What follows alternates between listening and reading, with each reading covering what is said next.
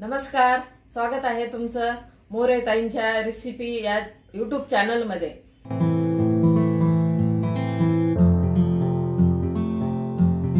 चला तर मग व्हिडिओमध्ये पुढे जाण्याआधी बेल आयकॉन दाबून चॅनलला सबस्क्राइब करा आणि सुरू करा मोरेताईंसोबत आजची ही चवदार रेसिपी बनवायला।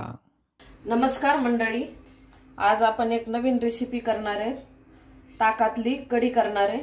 तर ताकाची कढी करणार आहे, त्याच्यासाठी हे 1 वाटी ताक घेतले, हे अर्धी वाटी बेसन पीठ घेतले, हिरवी मिरची घेतली, कोथिंबीर, कढीपत्ता, लसण, जिरे आणि थोडंसं ओलं नारळ आहे ना, तर ते पण टाकणार आहे।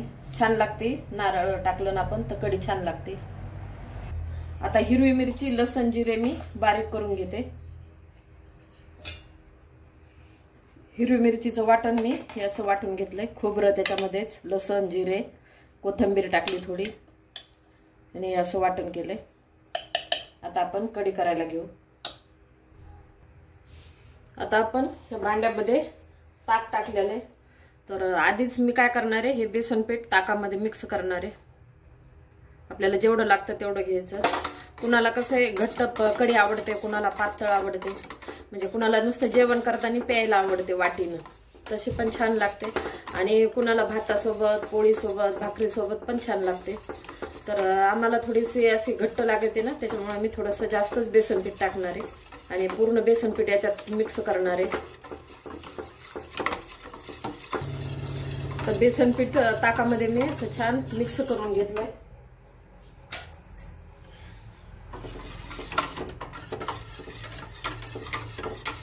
आता बेसन पीठ आपलं मिक्स झालेलं आहे।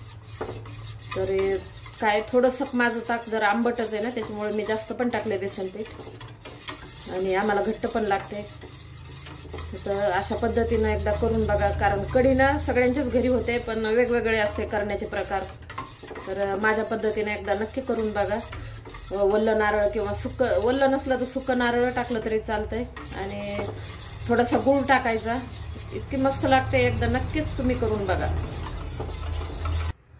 आता आपण गॅस पेटवून कढई ठेवले, तेल टाकले कढईमध्ये, तेल गरम झाले।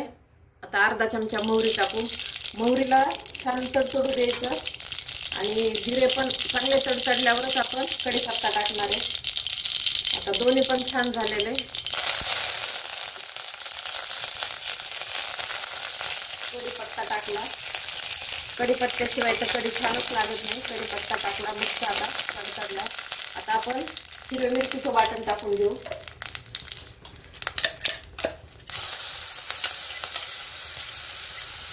न वाटता जर खुडून पण कुणी करतं ना, तर तुम्ही जर खुडून केली तरी बी, जर पिण्यासाठी पाहिजे असेल ना तर खुडून टाकले मिरच्या तरी छान आहे।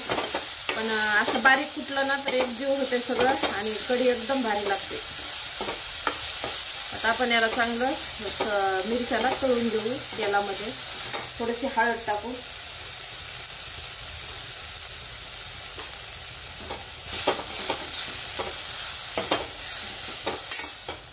वाटण आता छान परतलंय, मस्त वास येऊ लागलाय। आता आपण बेसन पीठ मिक्स केलेलं आहे ना ताकामध्ये, ते ताक टाकून देऊ फोडणीमध्ये। आता मस्त टाकू, छान वास येऊ लागला। आता परत मी पाणी पण टाकणार आहे थोडं।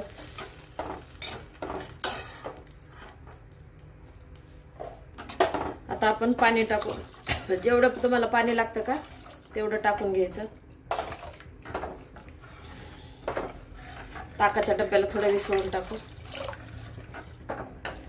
चवीनुसार मीठ टाकू आपण। आता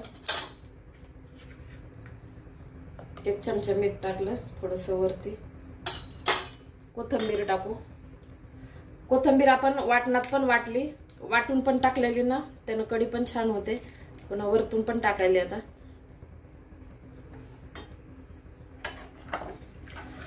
आता आपण हिला उकळी आणणार आहे, म्हणजे पूर्ण उकळू पण द्यायची नाही। अशा पद्धतीने खरंच एकदा नक्की करून बघा मग आणि सांगा मला कशी झाली ते। हे असा एक खडा घेतला होता, पण थोडा बारीक केलाय ना मी, इतका गूळ टाकायला लागले।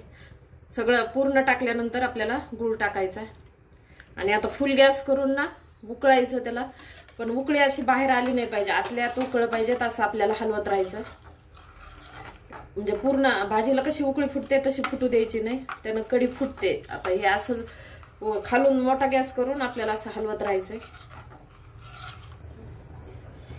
हे पहा सारखं असं हलवत राहायचं आणि मोठा गॅस केलेला आहे. आतून उकळलेली ती पण आपल्याला अशी बाहेर उकळी आणू द्यायची आणि जास्त एकदम बाहेर फुगायला पूर्ण फुगलं की आपल्याला बंद करायचंय, कारण असं खूप वेळ हलवलंय. छान झालेली कढी हे पहा अशी घट्ट झाली, बेसन अशी लागते आम्हाला, छान लागते. एकदा नक्की करून बघा. आपली कढी झालेली तयार. आता आपण भांड्यामध्ये काढून घेऊ.